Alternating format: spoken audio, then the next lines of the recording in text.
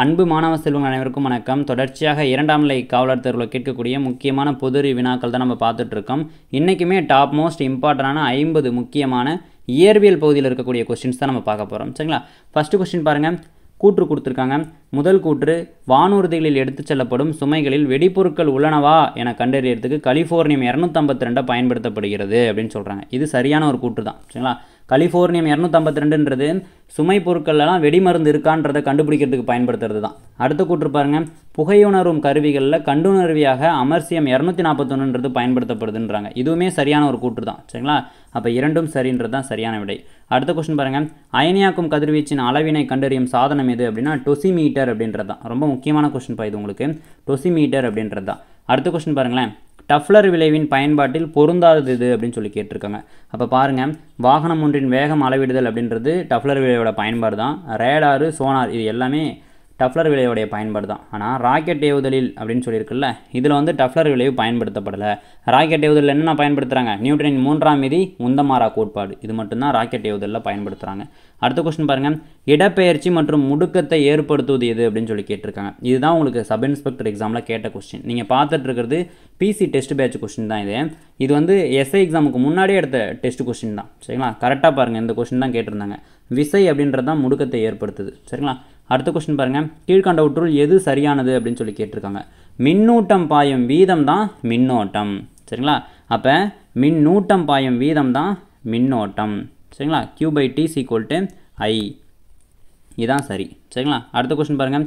ஒரு குதிரை திறன் அப்படின்னா 746 வாட் அப்படின்றது தான். இதுவே ஒரு கழுதை திறன்னு கேட்டால் 250 வாட். சரிங்களா? அடுத்த கொஸ்டின் பாருங்கள். கூற்று கொடுத்துருக்காங்க. அதில் எது சரின்னு நம்ம கண்டுபிடிக்கணும். ஃபஸ்ட்டு கூற்று, வீடுகளுக்கு பயன்படுத்தக்கூடிய மின்னோட்டம் அப்படின்றது நேரு திசை மின்னோட்டம்னு சொல்லியிருக்காங்க. இது தப்பு. மாறுதிசை மின்னோட்டம், ஏசி கரண்ட். சரிங்களா? அடுத்த கொஸ்டின் பாருங்கள். அடுத்த கூற்று, இந்தியாவில் வீடுகளுக்குரிய மின் சுற்றில் 220 வோல்ட் அப்படின்னா 230 வோல்ட் மின்னழுத்தமும் 50 ஹெர்ட்ஸ் அதிர்வெண்ணும் பயன்படுத்தப்படுதுன்னு சொல்கிறாங்க. இது சரிதான். அப்போ 2 மட்டும் சரின்றது தான் சரியான விடை. அடுத்த கொஸ்டின் பாருங்கள். கண்ணின் வலிமையான சவ்வினால் கண்ணின் உள்ளுறுப்புகள் பாதுகாக்கப்படுகின்றன அப்படின்னு சொல்கிறாங்க. எந்த வலிமையான உறுப்பு அப்படின்னா ஸ்க்ளீரா அப்படின்ற வலிமையான உறுப்பு தான். இதான் கண்ணில் உள்ளார இருக்கிற உறுப்புகளை வந்து பாதுகாக்குது. சரிங்களா? ஐரிஸ் அப்படின்றது நிறமுடைய பகுதியாக இருக்குது.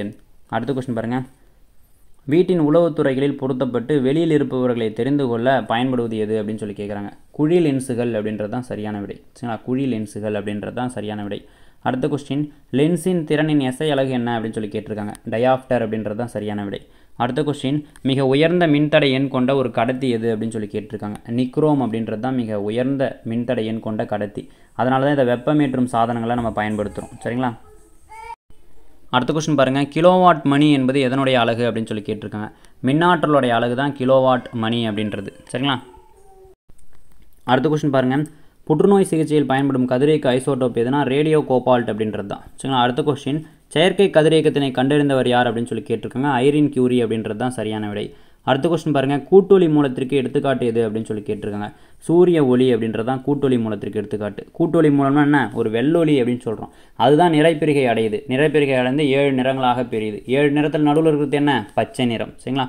கூட்டொளி மூலத்திற்கு எடுத்துக்காட்டு சூரிய ஒளி, பாதரச ஆவி விளக்கு, இது ரெண்டுமே சொல்லலாம். அடுத்த கொஸ்டின் பாருங்கள். வைரத்தின் மாறுநிலை கோணம் என்ன அப்படின்னு சொல்லி கேட்டிருக்காங்க. 24.4 டிகிரி அப்படின்றது தான் வைரத்துடைய மாறுநிலை கோணமாக இருக்குது. அடுத்த கொஸ்டின் பாருங்கள். கீழ்கண்ட கூற்றுகளில் ஒளியை பற்றிய தவறான கூற்று எது அப்படின்னு சொல்லி கேட்டிருக்காங்க. இதில் தவறான கூற்று எதுன்னு நம்ம கண்டுபிடிக்கலாம். ஃபஸ்ட்டு கூற்று, முப்பட்டகத்தின் வழியே செல்லும் வெள்ளை ஒளி நிறப்பிரிகை அடையுது அப்படின்னு சொல்கிறாங்க. கரெக்டு தான். முப்பட்டகம் ஒன்றின் வழியே ஒரு வெள்ளை நிற ஒளி வந்து போகுதுன்னா அது நிறைப்பிரிகை அடைந்து 7 நிறமாக பிரியும். இது சரியான கூற்று தான். அவங்க தவறான கூற்று தானே கேட்டிருக்காங்க. அடுத்தது பாருங்கள். ஒளி வெற்றிடத்தின் வழியே செல்லும் பொழுது வேகம் குறையுதுன்றாங்க. இது தப்பு. இதுதான் தப்பு. ஒளி வெற்றிடத்தில் போகும்போது பெருமமாக இருக்கும். சரிங்களா? லைட் அப்படின்றது வெற்றிடத்தின் வழியே பெருமமாக போகும். இதோட திசைவேகம் என்ன? 3 × 10⁸ மீட்டர்/செகண்ட் அப்படின்றது தான். அடுத்தது பாருங்கள். நிறங்களின் தொகுப்பு வந்து நிறமாலைன்னு சொல்கிறோம். கரெக்டு தான். ஒளி விலகலுக்கான விதியை வந்து ஸ்னெல் விதின்னு சொல்கிறோம். இதுவுமே கரெக்டு தான். அப்போ தவறான கூற்று ஆப்ஷன் பி மட்டும்தான். அடுத்த கொஸ்டின் பாருங்கள். மிக நீண்ட அலைநீளத்தை பெற்றுள்ளது எது அப்படின்னு சொல்லி பார்த்தீங்கன்னா சிவப்பு அப்படின்றது தான். மிக குறைந்த அலைநீளத்தை பெற்றது எதுனா ஊதா அப்படின்றது தான். மிக நீண்ட அலைநீளத்தை பெற்றிருப்பதனால தான் வாகனங்களில் பின்னாடிலாம் வந்து பார்த்தீங்கன்னா அந்த இண்டிகேட்டர்லாம் நம்ம சிவப்பு லைட்டை வந்து வச்சுருக்கிறோம். அடுத்த கொஸ்டின் பாருங்கள். சூரிய உதயம் மற்றும் மறைவின் போது வானம் சிவப்பு நிறமாக காட்சியளிப்பதற்கான காரணம் என்ன அப்படின்னு சொல்லி பார்த்தீங்கன்னா உங்களுக்கு ராலே ஒளி சிதறல் அப்படின்றது தான். வானம் நீல நிறமாக தோன்றதுக்கு காரணம் என்ன? டிண்டால் விளைவு. மேகங்கள் வெண்மை நிறமாக தோன்றுவதற்கு காரணம் மீ ஒளி சிதறல் அப்படின்றது தான்.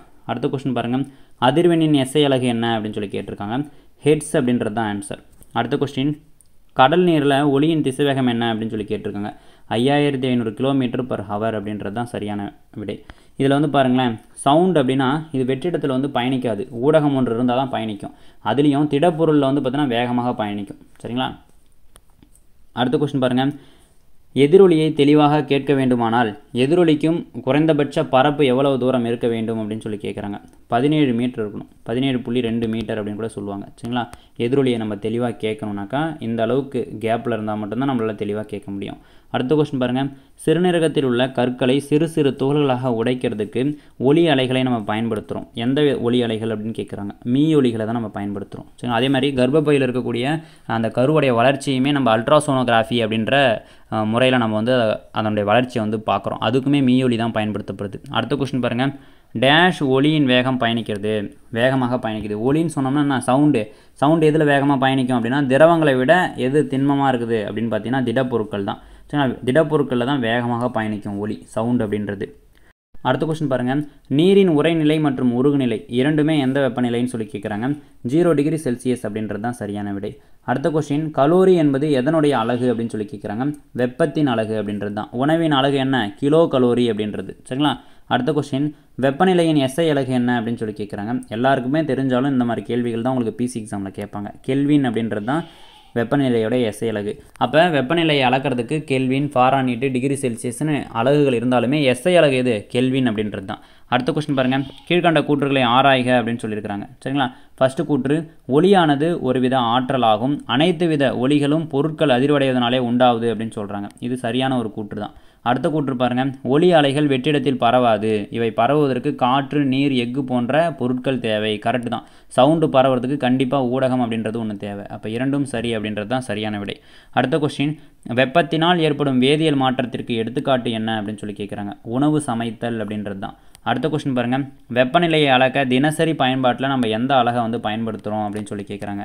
நம்ம தினசரி பயன்பாட்டில் டிகிரி செல்சியஸ் தான் பயன்படுத்துகிறோம் வெப்பநிலையை அளக்கிறதுக்கு. அடுத்த கொஸ்டின், தனித்த அளவீடு என்று அழைக்கப்படும் அளவீடு எது அப்படின்னு சொல்லி கேட்குறாங்க. கெல்வின் அளவீட்டை தான் நம்ம தனித்த அளவீடு அப்படின்னு சொல்கிறோம். அடுத்த கொஸ்டின், நீரின் கொதிநிலை என்ன அப்படின்னு சொல்லி கேட்குறாங்க. 373.15 கெல்வின் அப்படின்றது தான் நீருடைய கொதிநிலையாக இருக்குது. அடுத்த கொஸ்டின் பாருங்கள், நீரின் தன்வெப்ப ஏற்பு திறன் எவ்வளவு அப்படின்னு சொல்லி கேட்குறாங்க. 4200 joule kilogram inverse kelvin inverse அப்படின்றது தான் நீருடைய தன்வெப்ப ஏற்பு நிலை. அடுத்த கொஸ்டின் பாருங்கள், ஒரு மின்னூட்டத்தை சுற்றி மற்றொரு மின்னூட்டம் மின்விசைகளை உணரும் பகுதி டேஸ் எனப்படும். மின்புலம் அப்படின்னு சொல்கிறோம். மின்புலம் அப்படின்னு சொல்கிறோம். அடுத்த கொஸ்டின், கீழ்கண்ட கூற்றுகளை ஆராய்க அப்படின்னு சொல்கிறாங்க. ஃபஸ்ட்டு கூற்று, நம் வீடுகளுக்கு வழங்கும் மின்னோட்டம் மாறுதிசை மின்னோட்டம்னு சொல்கிறாங்க. கரெக்டு தான். அடுத்த கூற்று, நேர் மின்னோட்ட வடிவில் மட்டுமே மின்சாரத்தை சேமிக்க இயலும்னு சொல்கிறாங்க. அப்போ ரெண்டுமே சரி அப்படின்றது தான் சரியான விடை. சரிங்களா? அடுத்த கொஸ்டின் பாருங்கள், பின்வரும் இணைகளில் எது தவறானது அப்படின்னு சொல்லி கேட்குறாங்க. சரிங்களா? ஃபஸ்ட்டு பாருங்கள், மின்னழுத்த வேறுபாடு அப்படின்னு சொன்னோம்னா வோல்ட். கரெக்டு தான். மின் புலம் அப்படின்னா நியூட்டன் கூலும் இன்வர்ஸ். கரெக்டு தான். மின் தடைன்னு சொன்னோம்னா ஓம். கரெக்டு தான். மின்னோட்டம்னா ஆம்பியர் வரணும். சரிங்களா? கூலும்ன்றது மின் நூட்டத்தோடைய அலகு. அப்போ இதுதான் தவறு. அடுத்த கொஸ்டின் பாருங்கள், வானியல் தொலைநோக்கிகளில் பயன்படுத்தப்படும் ஆடி எது அப்படின்னு சொல்லி கேட்குறாங்க. குழி ஆடி தான் வானியல் தொலைநோக்கிகளில் நம்ம பயன்படுத்துகிறோம். குவி ஆடின்றது வாகன பின்னோக்கு ஆடியாக நம்ம பயன்படுத்துகிறோம். அடுத்த கொஸ்டின் பாருங்கள், மனிதனின் குரலானது எங்கு உருவாகிறது அப்படின்னு சொல்லி கேட்டிருக்காங்க. லாரிங்ஸ் அப்படின்ற இடத்துல தான் உருவாகுது. லாரிங்ஸ் அப்படின்ற இடத்துல தான் உருவாகுது. அடுத்த கொஸ்டின் பாருங்கள், ஒலி அலைகள் எதில் மிக வேகமாக பயணிக்கும்? சவுண்டு எதில் வேகமாக பயணிக்கும்? உலோகங்களில். இது 2வது டைமாக ரிப்பீட் ஆகுது. சரிங்களா? ரொம்ப முக்கியமான கொஸ்டின். அடுத்தது பாருங்கள், மனித காதுகளுக்கு கேட்கக்கூடிய அதிர்வெண் வரம்புகள் என்ன அப்படின்னு சொல்லி கேட்குறாங்க. 200 ஹெட்ஸ்லேருந்து 2000 ஹெட்ஸ் வரைக்கும் மனித காதுகளால் கேட்க முடியும். சரிங்களா? அடுத்த கொஸ்டின் பாருங்கள், விண்வெளி வீரர்கள் ஒருவருக்கு ஒருவர் தொடர்பு கொள்ள பயன்படுத்துவது எது அப்படின்னு சொல்லி கேட்குறாங்க. சரிங்களா? இதுதான் உங்களுக்கு எஸ்ஐயில் கேட்ட கொஸ்டின். ரேடியோ அலைகளை வந்து பயன்படுத்துகிறாங்க. சரிங்களா? அடுத்த கொஸ்டின் பாருங்கள், ஒலியின் செறிவானது எந்த அலகால் அளவிடப்படுகிறது அப்படின்னா டெசிபல் அப்படின்ற அளவால் அளக்கப்படுது. சரிங்களா? டெசிபல் அப்படின்ற அளவால் அளக்கப்படுது. இந்த ஒலி வராதுப்பா, இந்த ஒலி வரும். அது டைப்பிங் மிஸ்டேக். அடுத்த கொஸ்டின் பாருங்கள், ஒரு கூலும் மின்னோட்டத்தில் எத்தனை எலக்ட்ரான்கள் உள்ளன அப்படின்னு சொல்லி கேட்குறாங்க. 6.25 × 10⁻⁻18ன்றது தான் சரியான விடை. அடுத்த கொஸ்டின், ஒரு மின்சுற்றில் அமையும் மின்னோட்டத்தின் மதிப்பினை அளவிட உதவும் கருவி எது அப்படின்னு சொல்லி கேட்குறாங்க. அம்மீட்டர் அப்படின்றது தான். மின்னோட்டத்தில் பயன்படும் கருவி எது? அம்மீட்டர். மின் தடைனா ஓம். மின் தடை என்னா ஓம் மீட்டர். சரிங்களா? மின் கடத்துத்திறன் அப்படின்னா சிமோஸ் பை மீட்டர். சரிங்களா? இதெல்லாம் தெரிஞ்சு வச்சுக்கணும். அடுத்த கொஸ்டின் பாருங்கள், மனித உடலில் உருவாகும் வலிமை குன்றிய மின்னோட்டம் எதன் மூலம் பயணிக்கிறது அப்படின்னா நரம்பியல் மண்டலங்கள் மூலமாக பயணிக்கிறது. சரிங்களா. அடுத்த கொஸ்டின் பாருங்கள், மின்முலாம் பூசுதலுக்கு எடுத்துக்காட்டு எது அப்படின்னு சொல்லி கேட்டிருக்காங்க. மின்முலாம் பூசுதலுக்கு வேதிவினைக்கு எடுத்துக்காட்டு தான் அந்த மின்முலாம் பூசுதல் அப்படின்றது. சரிங்களா. அடுத்த கொஸ்டின், சிறும மின்னூட்டத்துடைய மதிப்பு என்ன அப்படின்னு சொல்லி கேட்டிருக்காங்க. 1.6 × 10⁻⁻19 கூலும் அப்படின்றது தான் சிறும மின்னூட்டத்துடைய மதிப்பு. அடுத்த கொஸ்டின் பாருங்கள், இயக்கத்திற்கான நிலைமம் என்ன அப்படின்னு சொல்லி கேட்டிருக்காங்க. நீளம் தாண்டுதல் அப்படின்றது தான் இயக்கத்திற்கான நிலைமம். திசைக்கான நிலைமம் அப்படின்றது ஓடும் மகிழ்ந்து வளையிறது. ஓய்வுக்கான நிலைமம்ன்றது மரத்திலிருந்து விழும் பழம் அப்படின்றது. இது கண்டிப்பாக எக்ஸாமில் நம்ம எதிர்பார்க்கலாம். அடுத்த கொஸ்டின் பாருங்கள், விசையின் விதி என்று அழைக்கப்படுவது எதுனா நியூட்டனுடைய 2ஆம் விதி தான் நம்ம விசையின் விதி அப்படின்னு சொல்கிறோம். நியூட்டனின் 3ஆம் விதி அப்படின்றது ராக்கெட் ஏவுதலில் பயன்படுத்தப்படுது. 50வது கொஸ்டின் பாருங்களேன், ராக்கெட் ஏவுதலில் பயன்படுத்தப்படும் விதி என்ன? நியூட்டனுடைய 3ஆம் விதி மற்றும் நேர்கோட்டு உந்தமாறா கோட்பாடு. அப்போ ரெண்டுமே பயன்படுத்தப்படுது. சரிங்களா. அப்போ இன்றைக்கி பார்த்த இந்த 50 கொஸ்டினும் கண்டிப்பாக உங்களுக்கு பிசிக்ஸை வந்து நல்லா ரிவிஷன் பண்ண மாதிரி இருந்திருக்கும். தொடர்ச்சியாக படிங்க, கண்டிப்பாக கொஸ்டின் பேப்பர்ன்றது ஈஸியாக தான் வரப்போகுது. சரிங்களா. தேங்க்யூப்பா.